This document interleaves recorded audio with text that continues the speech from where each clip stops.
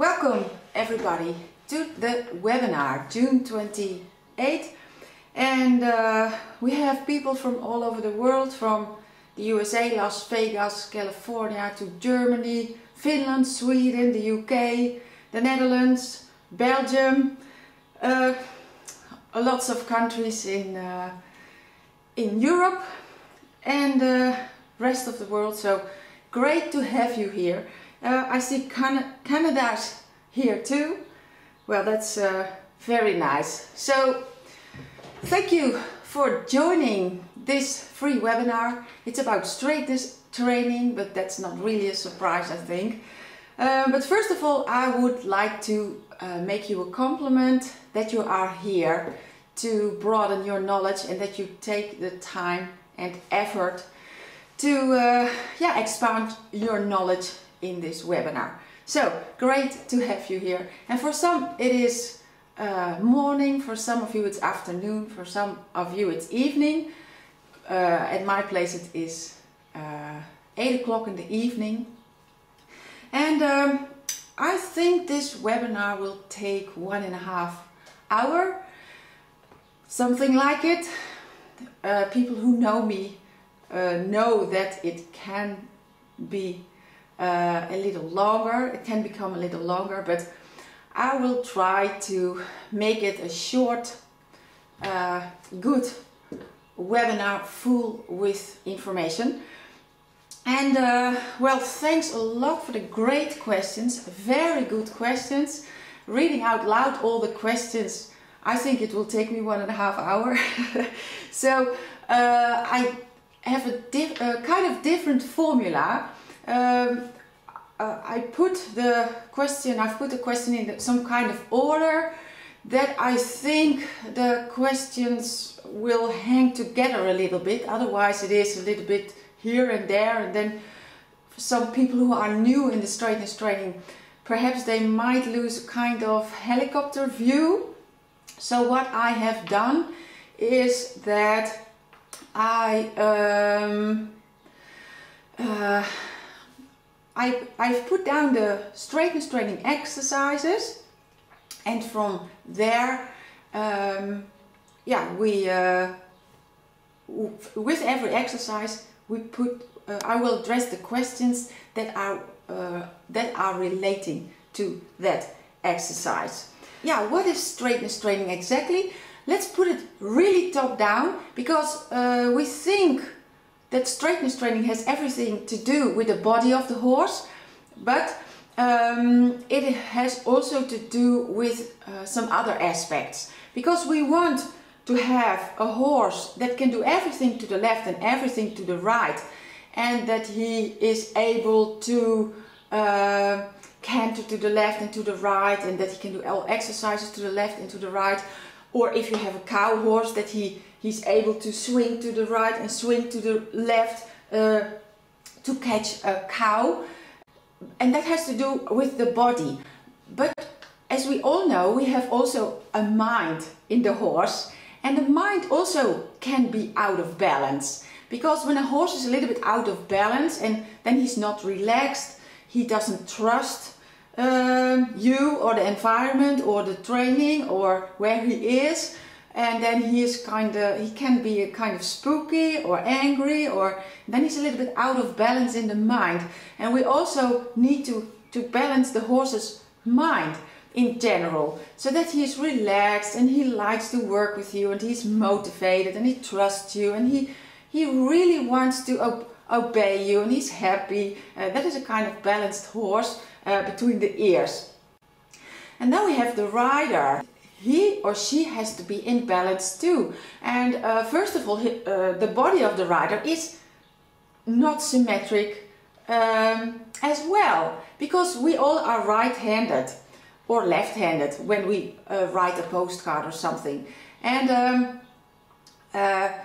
for us it's not easy, if you are a right-banded person, to brush your teeth with the left hand.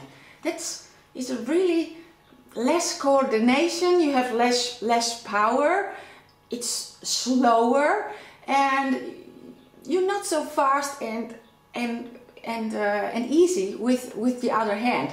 So it is good to be aware of that you straighten yourself as well, because in straightness training we do a lot of lunging and we do a lot of work in hand, but we have to do that to the left and to the right. So I see it happens a lot that right-handed people are much more easy with doing work in hand to the left. And that's also the reason why we walk always on the left side of the horse, and that we mount on the left, and that we saddle on the left, because the most people are right-handed, and in former days the sword was to the left, so that's why it was also a good idea to mount from the left side. But it is a kind of asymmetrical to do everything from the left side of the horse. So I advise you to straighten yourself as well. So if you are right-handed, brush your teeth with the left and carry your bags with the left. And you will notice that you then have to think more, and it's not so soft and easy. But it is something to think about, because we think that the horses should do everything to the left and to the right, and that it should be a piece of cake to the horse, and it isn't, because there's so much different coordination in his body. So our body has to be also equally developed. So it is a good idea to do some sports like swimming or Pilates or yoga or that kind of stuff to supple your body up. And it is, if you, for example, play tennis or golf, your asymmetrical coordination will get even worse, because tennis is only with the same hand all the time, or badminton or golf, and that it's not such a good fix with horse riding. So that is the rider's body, and of course our physical condition needs to be quite okay. That if we are overweight or if we lose our breath too soon, then it's also difficult to train your horse. What also a very important thing is in the body of the rider is the timing and the dosing of pressure, because humans are very good in putting pressure on the horse too long, too fast, too much, too unexpected, and a horse doesn't like that. So if you have a horse and you hold him tight too long, then a lot of horses go against the pressure, or they go very much away from the pressure, and then you lose contact with the horse, or the horse is going against you, and then we think that it's the horse's fault. But most of the time we have to mirror ourselves, that we have to think about, how do I deal with pressure? When I give some pressure, because you want the horse to yield, for example, that he lowers his head, or that he moves his head to the left or to the right.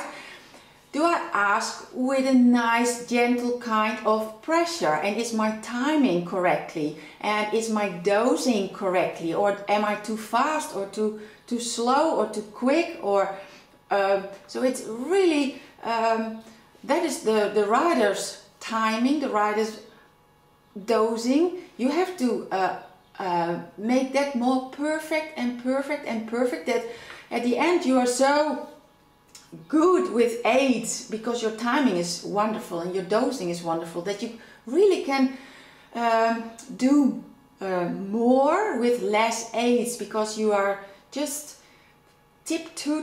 fine-tuning all the little small kind of things you are doing, and the horse is really responsive to the slightest aid. So that is something that has to do with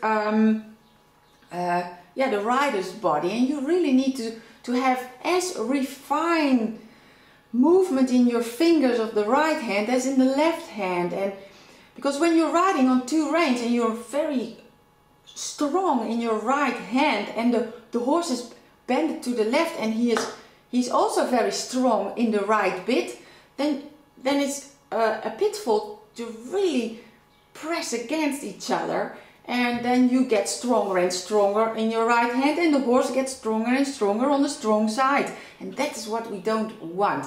So we have to fix the horse, and we have to be aware of ourselves, that we will notice, okay, this is my strong side, this is my weak side, what can I do about it?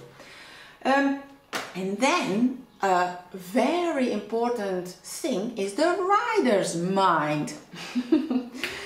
And the rider's mind can also be out of balance, because when we had a tough day in work, then we are a little bit frustrated or angry, or things are not going as we would like them to go, and then and then we go to the horse and we bring that energy, that frustrated energy, that angry energy, or that insecure energy, or energy with fear and things like that, and that is not really the balanced energy that a horse needs. So we really have to be aware of our energy, and our energy comes a lot from what we think. So what are our thoughts? And do we think the glass of water is half full, or is it half empty? So are you looking to the world with a positive attitude, or are you more a negative? Do you look at watch your horse, what he's not doing, instead of, okay, what is he doing? So that is also very important to be aware of. What kind of mind do you have? Are you balanced? Is your energy okay? And another kind of thing from the mind is, okay, can you focus? Do you have a clear plan? Do you know what you want?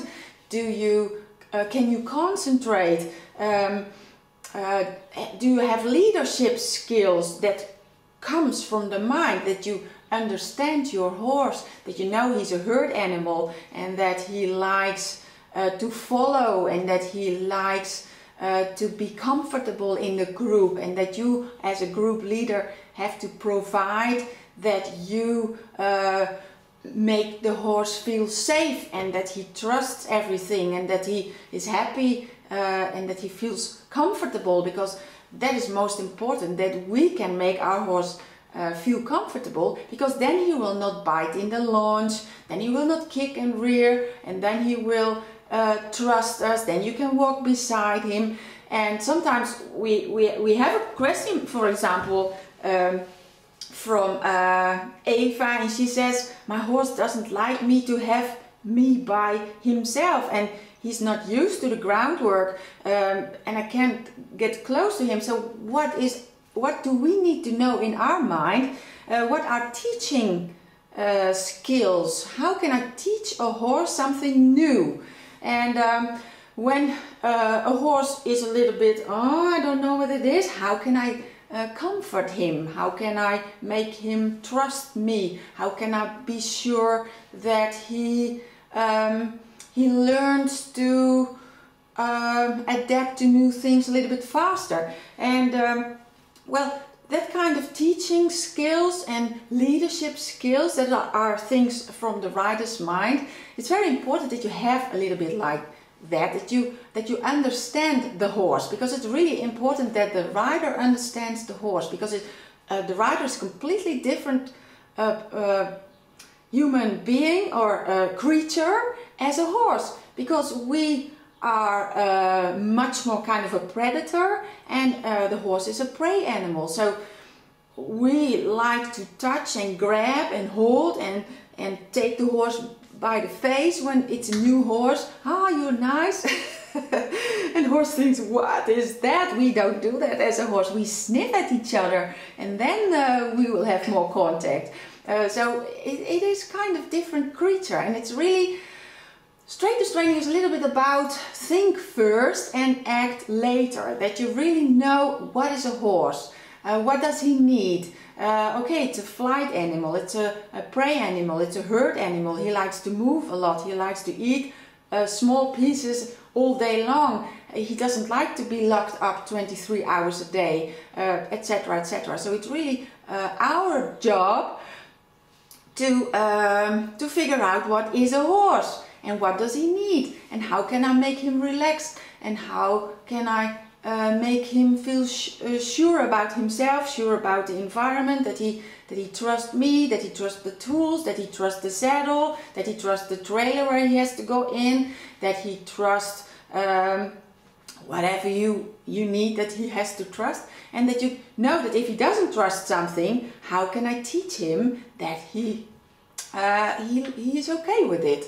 And but that sort of stuff, leadership skills, what is a horse, how do I teach a horse new thing, how do I teach him overcome fears for some strange elements. Well, you can learn that in lots of different natural horsemanship methods, and there are a lot of methods, and you can choose whatever you like because not everything will suit you, but you can teach, you can learn the things you need from there. It's our responsibility to develop our mind with a positive attitude, with our leadership skills, that we can focus, that we have a plan, that we can protect our space, that we can use our body language and energy, and that you be very much aware of yourself. That is the first thing for a good horse trainer, that you know yourself and that you know the horse and that you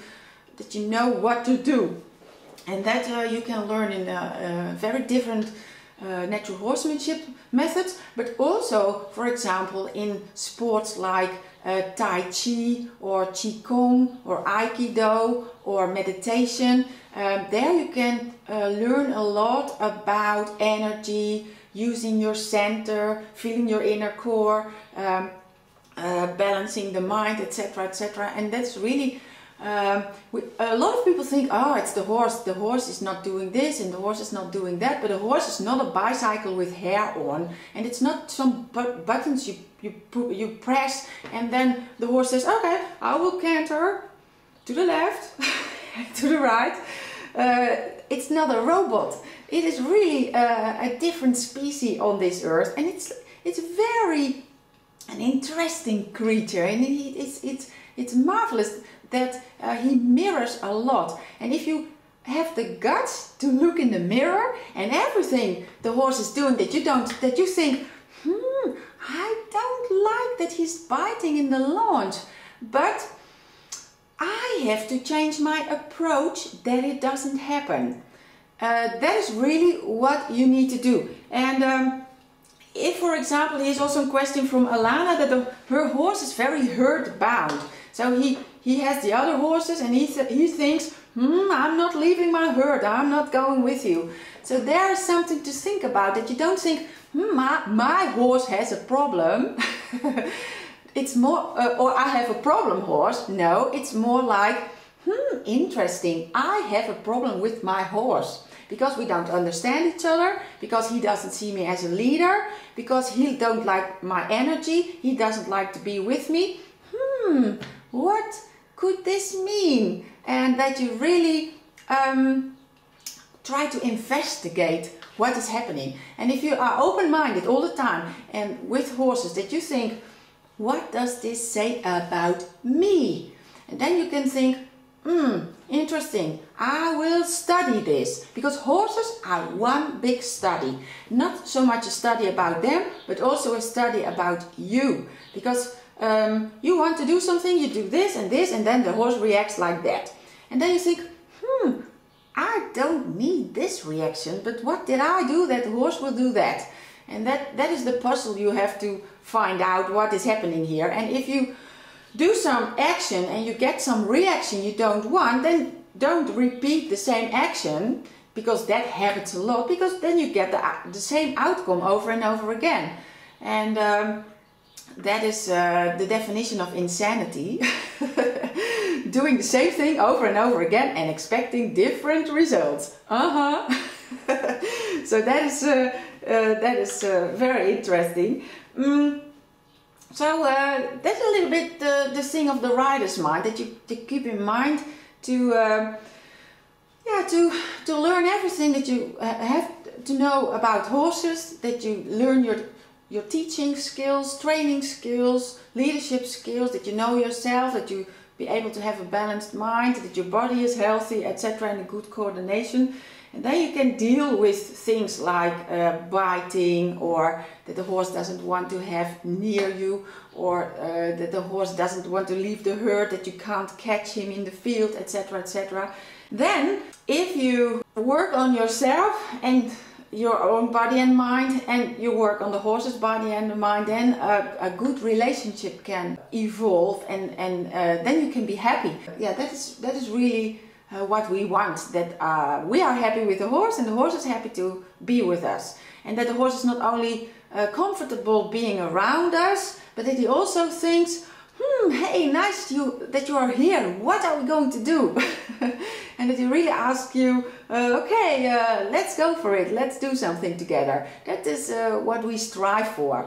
So there are 5 areas: the rider's body, the rider's mind, the horse's body and the horse's mind, and the relationship between the horse and the rider. And that all has to be in balance. From the rider's mind, you also have to ask yourself, what do I want?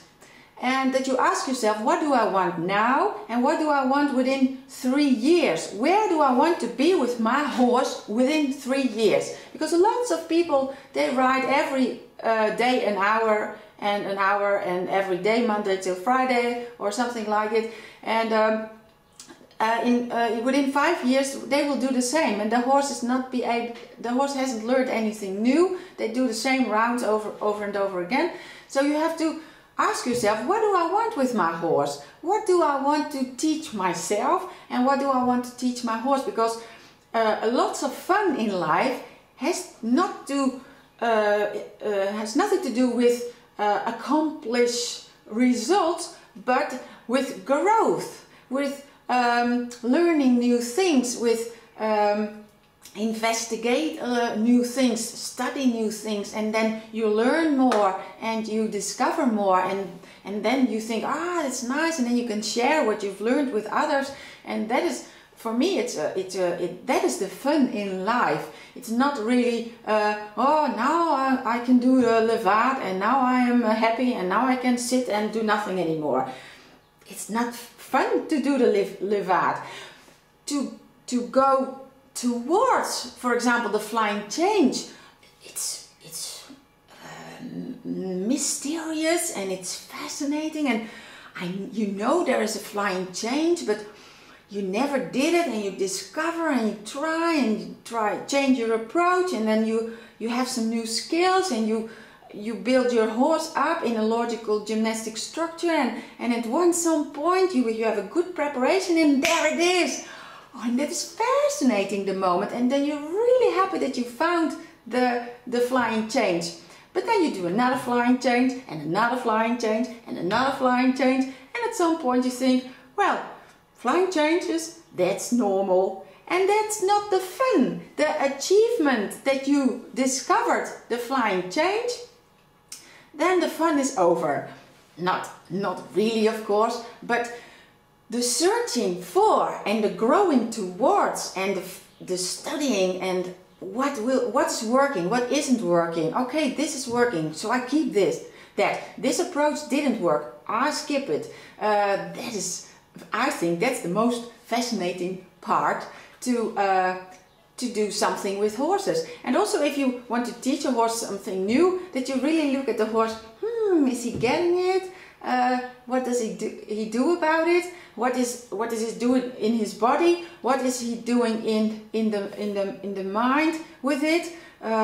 Does it make him a little bit confused, this new thing that I want to teach him, or is he quite relaxed with him? So horses are really a study, and it's really fascinating. So I like that a lot, and it's up to you. What do you want the horse to teach? And that you don't think, I go in a riding arena, I check in, 1 hour, walk, trot and canter, and I leave, and that was it. And then you learned nothing, the horse didn't learn anything, you just repeated what you do 300 days a year, but you can't teach a horse something, because horses are kind of grown up when they are 8 years old. And then they are kind of in human age, let's say 21. So if you start, for example, with a horse that is 4 years old, and you do from 4 to 8 years old every day the same, then he did his kindergarten school and the basic school and high school every day the same, so he learned nothing. So that's a little bit how you have to think about it, that you know you want to teach a horse something because he's able to, and then he of course, if you are really a horse lover, then don't do anything with a horse. Put him in the grass, stay on 3 miles distance, let him be horse, don't touch him, do nothing with him, and let him be a horse. But we love horses and we like their company and we love to do something with them. But then don't drag them around every day, but teach them something. Because if you teach a horse something, some horses really like it and then are, okay, what are we going to do? Then they really ask you, okay, this is fun, nice that you are here, let's do something. So it's not about, okay, I want to do dressage and this is my horse is a mean and he has to do what I want because I want to have my points in the competition, and you have to obey and you have to do what I want and I make you do it, and if you don't listen, I hit you. That's not the type of thing I would like to do with a horse. I don't want to teach him something that I can use. I like to teach him something and to teach me something that we can grow and that we can make a bond and that we also can really have a kind of friendship and that we are sparring partners and let's hang out together. That's great. That is what I look for with the horse. But you have to think, okay, what do I want? What do I want now and what do I want in 3 years? And what do I want in 10 years? Do you want to do the dressage like a form of art? That's what Tony asked. Can you do the riding as a form of art? And how does that relate to a competition? But you can do the riding like a sort of horse ballet. But you can also do the riding as a kind of gymnastics. And if you see ballet and gymnastics, there's a lot of similarity, but a lot of differences too. So it's not the same. And you can't mix it. So you have to choose. Do you want ballet or do you want gymnastics? And do you want to jump or do you want to do endurance? And do you like Western or do you like Icelandic riding? And do you want to go in the forest or do you like to do natural horsemanship and freedom dressage or things like that? And I don't care, but you have to know yourself, because then you can make a plan, and that's the rider's mind, that you know, what do I want? Then you can make a plan and then you take logical build-up steps to get there. And for some of you it could be that you say, well, I really messed up with my horse, or my horse has been messed up by somebody else because now he has kissing spines or ring bone, as somebody was writing, or Marie, she says, I have ligament injuries, or Gitte says, I have ring bone, and Joanna says, I have poor quality of gait. So they have a goal, okay, let's make my horse more healthy, that he is able to get more balance in the body.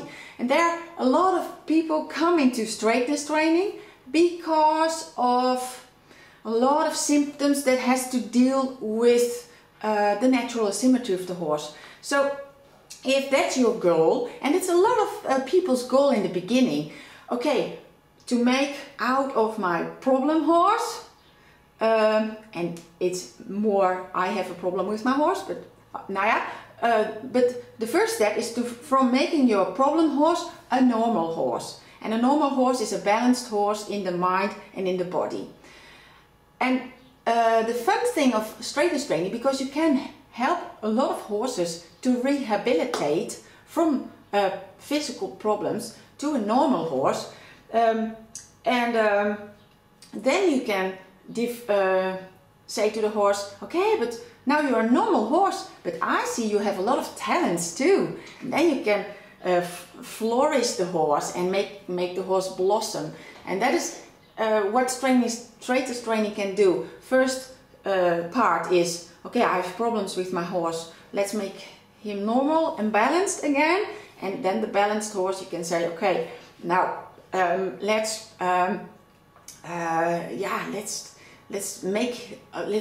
let all his talents come out, and your own talents, of course. So that is a little bit what you have to decide for yourself. What is your goal? And well, do the rehabilitation thing, and then we will dive into the natural asymmetry. But Marie says a very good thing, that the benefit of straightness training is that we also do a lot of gymnastics in hand. And that is why rehabilitation in straightness training is a good idea, because you don't sit on the horse immediately, and especially if he has kissing spines or overstraining of the front legs, or other back issues, or loins issues, or front leg issues, then you really can help him to make the weaker parts less weak and the strong parts more strong, to help the weak parts. So that is the great thing about straightness training. So I will show you something, because what is this natural asymmetry? And we have a good question from Teresa, because she has a left banded horse, a horse that is hollow to the left, and he leans on the right shoulder, so he's a kind of right-handed in the front legs, and he's a kind of left,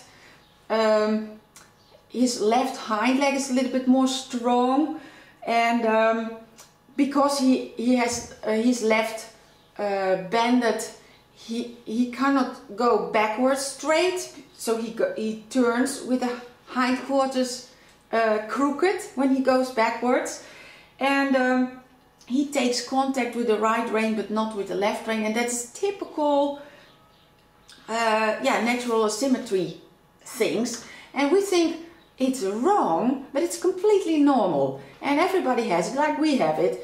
But it is not a problem for a horse at all. If he is out in the fields, it's really an advantage that he carries more weight on the front legs, because it's very easy then to eat grass. And for him it's very easy to always take the same canter, because when we have to flight and we are in a room and there's fire, we push with our strong hand, we open the door to get out, and we don't have to think about in which canter we have to go out, as a way of speaking. So it is very good that Mother Nature has given us this natural asymmetry. But let's have a look at this picture. This is the horse's body that can be out of balance. If you read my ebook, then you know a little bit about this. But the horse from Teresa is, for example, the left banded horse. And the natural asymmetry have a kind of 8 dimensions. Could also be a little bit more if you also look at the chewing in the mouth, or if you involve the mind. But let's take these 8 dimensions, because these are very important. But the middle, the lateral asymmetry is the bend of the body of the horse, and the horizontal natural asymmetry, that is that the horse has more weight on the front legs, and that is the picture down on the left. Then you see that the balance is not equal. And then the horse is number 3, right-handed. That's the red spot, for example, that the horse is right-handed, and a horse has also a preference in the hind legs. That is, the one hind leg is more pushing and one hind leg is more carrying. And then the shoulders are much smaller than the hind legs. So dimension number 5 is that the horse is not square or not. Well, you can look at the horse on the left. If you let the horse walk along the wall, then his hips comes way too much inwards comparing to the shoulders. So if you just walk like this in the track along the wall, then your horse will be even more crooked. Well, a horse that is out of balance also has a vertical imbalance, because when he canters and his point of mass, for example, is very much on the left shoulder, then, for example, he goes like a motorcycle through the corner. He doesn't turn to the left, but he falls on the shoulder to the left. So that we call the vertical imbalance. And the diagonal imbalance is that the point of weight that should be in the middle of the horse, that drifts a little bit towards one of the 2 front legs. And so in the horse in the middle with the red spot, that is the point of weight is going a little bit diagonally out of the middle, more towards one of the shoulders.